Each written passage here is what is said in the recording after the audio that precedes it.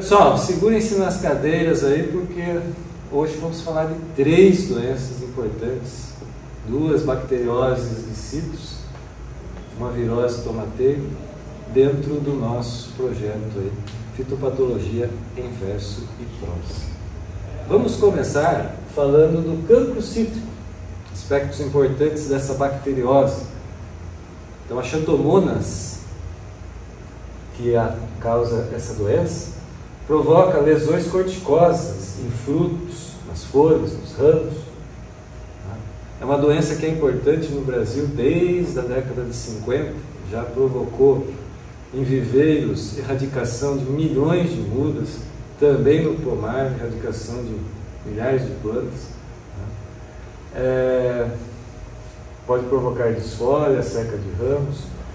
Bom, essa doença, apesar dela não ser uma bacteriose sistêmica, no Brasil, até pouco tempo atrás, a recomendação era erradicar as plantas, e não só isso, erradicar plantas próximas àquela com o sintoma, com a bacteriose, num raio de 30 metros. Então, encontrei uma planta com cancro cítrico, recomendação até pouco tempo atrás, elimine 30 metros de plantas ao redor daquela sintomática. Por que toda, vamos dizer assim, essa medida tão drástica? A ideia é manter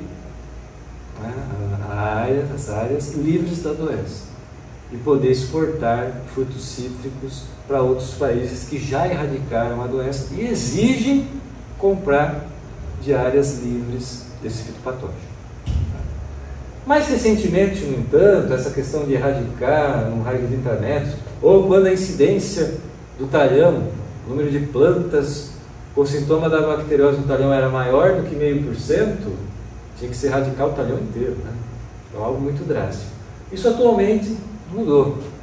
Então, hoje se erradica, a recomendação é erradicar a planta que tem o sintoma da bactéria, tá? E aquele raio de 30 metros já não se erradicam as plantas, mas faz-se, né, uma poda drástica, aplica-se produtos à base de cobre para evitar qualquer chance, né, da bactéria sair dessa planta ali sintomática, que já foi, né, erradicada, e se espalhar por outras áreas do pomar. Tá? Como é que essa bactéria se espalha? Ela se espalha pela chuva. Os respingos da água de chuva, se tiver vento, o vento leva esses respingos um pouco mais longe e assim ela vai se espalhando dentro do pomar. Ela tem vetor? Vetor ela não tem, mas ela tem a larva minadora, que virou, mexeu, dá problema nos citros. Essa larva minadora forma aqueles caminhos na folha que acabam tornando, tá, aquela folha vulnerável à infecção por mais tempo. Com isso a incidência da bacteriose acaba aumentando. Tá? E a grande forma, né, de levar a bactéria para novas áreas é através das mudas contaminadas. Tá? Outra bacteriose importantíssima, atualmente o principal problema na citricultura, tem feito muitos citricultores abandonarem as áreas, tá? É a doença conhecida como greening, ou HLB, Huanglongbing, do chinês. Traduzindo aí essa palavra do chinês para o português, doença do ramo amarelo. Então, os chineses, eles conseguem enxergar ali, né, no sintoma da doença, algo parecido com um dragão amarelo. É uma bactéria que vocês estão vendo aqui, de floema, Candidatus liberibacter, asiáticos, que ainda está sendo taxonomicamente o nome estabelecido, né? E é transmitida por vetores. Essa aqui sim é uma bacteriose, portanto, vascular, uma doença sistêmica, transmitida de uma planta para outra através de insetos vetores, os psilídeos. Tá? Olha, no estado de São Paulo, aí, no período de 10 anos, 2004 a 2014, 40 milhões de plantas foram erradicadas, porque é a norma, né? É a regra. Encontrou planta com sintoma do greening, essa planta tem que ser eliminada.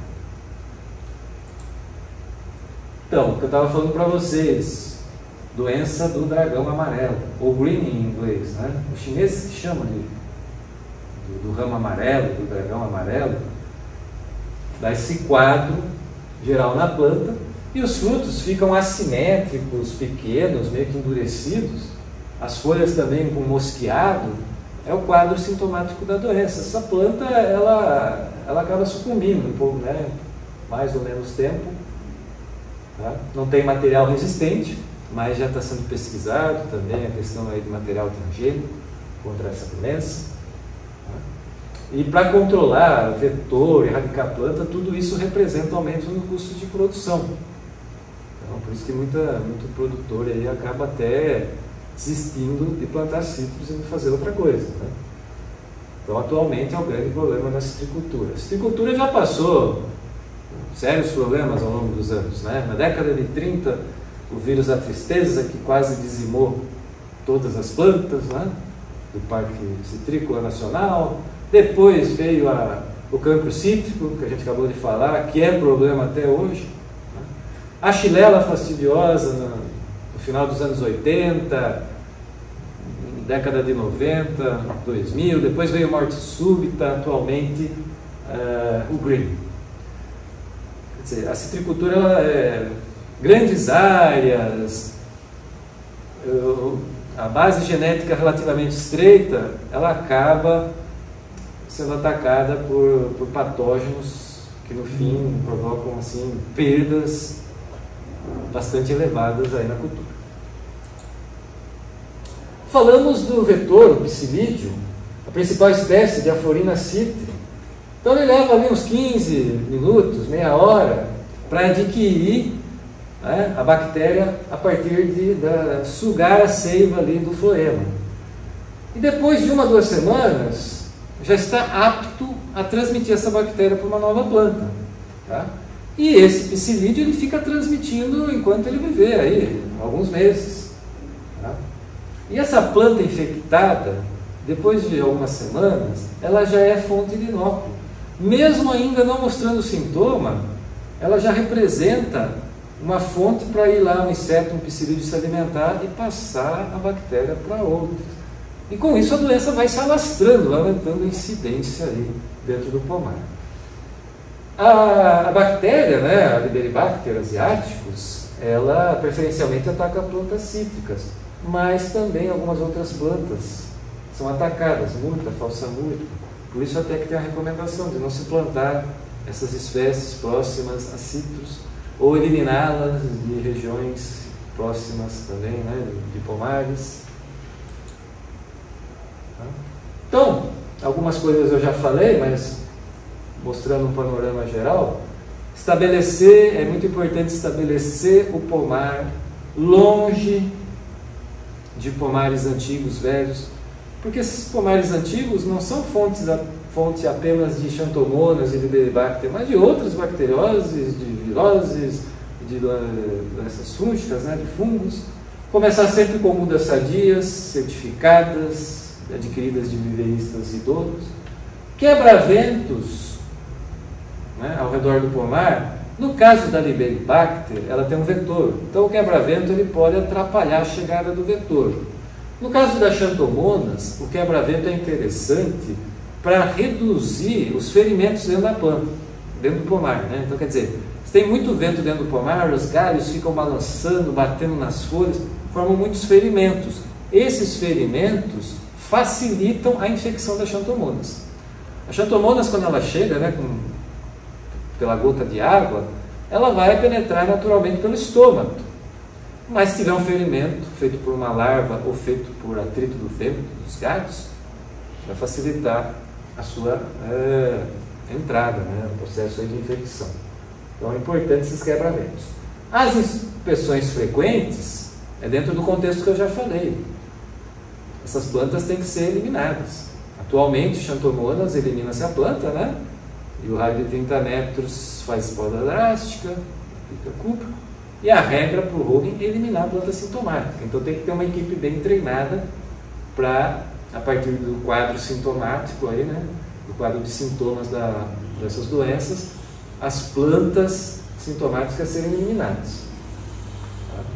Já falei da questão do cúprico, interessante aí para xanthomonas. Né? A larva minadora porque aquelas galerias que ela faz nas folhas facilita a infecção das xanthomonas, então tem que se ter um cuidado especial para controlar esse inseto. E no caso isso aqui, né, pensando mais nas xanthomonas, no campo cítrico. No caso do greening, o controle do vetor psilídeo é interessante. Fala-se muito em manejo regional, né? Que é aquela coisa, se um produtor ele adota a medida, ele aplica inseticida para controlar o psilídeo, ele elimina as plantas doentes, ele não tem murta, né, que é hospedeira da bactéria, próxima do pomar e tal, mas o vizinho não faz isso da maneira mais adequada, a coisa não vai ser resolvida, porque o pomar do vizinho ele vai representar uma fonte de inóculo para o meu pomar, né?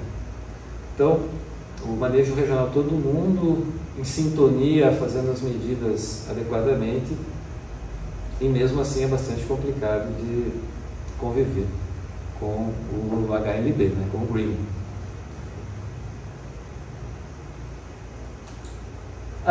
Bom, falamos de duas bacterioses muito importantes na cultura dos citros e vamos finalizar com uma virose muito importante na cultura do tomate. O vira-cabeça do tomateiro. Ele tem esse nome, essa doença aqui no Brasil tem chamada, né, conhecida como vira-cabeça, porque o ponteiro ele curva, ele tomba. Folhas ficam meio que arroxeadas. Os frutos formam-se desenhos bonitos nos frutos quando a planta consegue produzi-los. Se a planta for infectada antes do florescimento, ela muitas vezes nem produz frutos. Mas quando os produz, a planta infectada forma, os frutos são sem valor comercial, forma esses anéis cloróticos aqui, nesses frutos. É um complexo de vírus que provoca essa doença, mas o principal é esse primeiro aqui, ó, chamado TSWV, Tomato Spot White Virus. Então, esse é o nome científico do vírus. Reparem que, para vírus, o nome científico é diferente em relação aí aos demais seres vivos. Não é aquela classificação, né, binomial, as palavras escritas em latim. Né? O vírus, o nome científico do vírus, ele é em inglês, né, e envolve o hospedeiro, um sintoma importante que ele causa naquele hospedeiro. E depois que você citou a primeira vez o nome completo do vírus, você pode trabalhar com a sigla. Né? Então, o TSWV, uma espécie importante aí provocando o vira-cabeça do tomateiro.